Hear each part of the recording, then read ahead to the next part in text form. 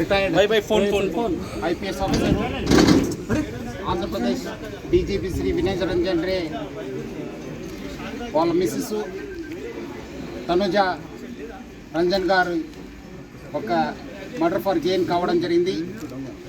ఈ ఆఫెన్సు తెల్లారుజామున 2 గంటల అయిందని చెప్పి మనం అందాజు చేయడం జరుగుతుంది దొరికిన ఆధారాల పైన. ఇది ఒక నేపాలీ గ్యాంగ్ పనిచేసిందని చెప్పి మనము ప్రాథమిక అంచనా తెలియడం జరిగింది. కొన్ని క్లూస్ దొరకడం జరిగింది. ఆ క్లూస్ ఆధారపైన పోలీస్ టీమ్స్ కూడా వర్కౌట్ కావడం జరుగుతుంది. సో ముఖ్యంగా ప్రజలందరూ కూడా కోరుతున్నాను, మీరందరూ కూడా మీ ఇంట్లో మనం చాలా గత ఒక 2 నెలల నుంచి ప్రజలందరూ కూడా అప్రమత్తం చేస్తున్నాం. ఈ నేపాలీ గ్యాంగ్స్ వల్ల అప్రమత్తం ఉండండి అని చెప్పి మన దగ్గర కాకుండా బెంగళూరు, బాంబే, పుణే దేశవ్యాప్తంగా చాలా చోట్ల కూడా ఈ ఒక నేపాలీ గ్యాంగు ప్రాపర్టీ ఆఫెన్స్ చేయడం జరుగుతుంది. ఇంట్లో ఎవరు లేనప్పుడు లేదంటే ఏదో ఫంక్షన్ వెళ్ళినప్పుడు ఇలాంటి నేరాలకి పాల్పడుతున్నారు. ఇక్కడ మన రిటైర్డ్ డీజీ గారు బయటికి వెళ్ళినప్పుడు వేరే ఊరికి వెళ్ళినప్పుడు ఈ ఒక ఆఫెన్స్ జరగడం జరిగింది. పిల్లలు పైన ఉండడము, మేడం కింద ఉండడంతో పైన ఉన్న పిల్లలకి తెలియలేదు. సో బయట నుంచి వచ్చి ఇక్కడ ఇంట్లో పనిచేసే ఒక లేడీతోని వాళ్ళు కాంటాక్ట్ పెట్టుకొని ఈ నేరానికి పాల్గొన్నారని చెప్పి మనకు ప్రాథమికంగా తెలుస్తుంది. మన సీనియర్ ఆఫీసర్స్ అందరూ కూడా దీనిపైన ప్రత్యేక శ్రద్ధ పెట్టేసి డెఫినెట్లీ ఈ గ్యాంగ్ని పట్టుకోవడానికి కృషి చేయడం జరుగుతుంది. ఇప్పుడే మన రాష్ట్ర డీజీపీ సివి ఆనంద్ గారు, అట్లానే మన DGP law and order Mahesh Bhagwat గారు అందరు కూడా ఈ యొక్క సీన్ని విజిట్ చేయడం జరుగుతుంది.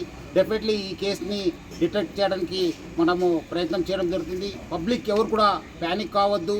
మీ ఇంట్లో ఉన్న, ఎందుకంటే మార్నింగ్ కూడా చాలామంది నాకు ఫోన్ చేశారు, మన ఇంట్లో నేపాలీస్ ఉన్నారు సార్, ఎట్లా సార్ అని చెప్పి. అందరు కూడా చెప్తున్నాను, వాళ్ళు 1 ఇయర్ 2 ఇయర్ అనేది మీరు పెట్టుకోవద్దు. మీరు డెఫినెట్లీ వాళ్ళపైన చాలా నిఘా పెట్టాలి. అట్లానే మీరు బయటకు వెళ్ళినప్పుడు మీరందరూ కూడా సేఫ్టీ మెజర్స్ తీసుకుని బయట వెళ్ళాలని చెప్పి కోరుతున్నాను. సో డెఫినెట్లీ ఈ కేసుని హైదరాబాద్ సిటీ పోలీస్ చాలా సీరియస్గా తీసుకొని డెఫినెట్లీ డిటెక్ట్ చేయడానికి కృషి చేయడం జరుగుతుంది. సార్ ఇంట్లో బయట కానీ సీసీ కెమెరాలు ఏం లేవా? ఉన్నావు డెఫినెట్లీ ఆధారాలు దొరికినాయి. అంటే వాళ్ళు మేడంని చేయి కట్టేసి నోట్లో గుడ్డ పెట్టేసి పెట్టడం జరిగింది. యూజువలీ అది ఒక మోడస్ ఆపరండి. ఇక్కడ అన్ఫార్చునేట్లీ మేడము ఆ ఒక సఫోకేషన్ వల్ల చనిపోవడం జరిగింది. ఆల్మోస్ట్ 1 ఇయర్ నుంచి అయింది. సో వాళ్ళ మదర్ కోసం ఇక్కడ సార్ వాళ్ళ మదర్ కోసం ఆమె రావడం జరిగింది. తర్వాత మదరు చనిపోయిన తర్వాత మళ్ళీ ఆమె కంటిన్యూ కావడం జరిగింది. అందుకు నేను ప్రజలందరూ కూడా మనం ఇంటికి వెళ్ళి ప్రచారం చేయడం జరుగుతుంది. నేపాలీస్ పట్ల మీరు అందరూ కూడా అప్రమత్తం ఉండాలి. ఎందుకంటే ఇంత పోలీస్ చెప్పిన తర్వాత కూడా మళ్ళీ మీ ఇంట్లో పెట్టుకున్నారు. వాళ్ళు ఎవరు ఏమన్నది చూడరు, వాళ్ళు అవకాశం కోసం చూస్తుంటారు. సో అందుకు ఇక్కడ ఒకటే కాదు, బెంగళూరులో అయింది, బాంబేలో అయినావు, పుణేలో అయినావు. సో జాగ్రత్త ఉండాలని చెప్పి నేను ప్రజలందరూ కూడా కోరుతున్నాను.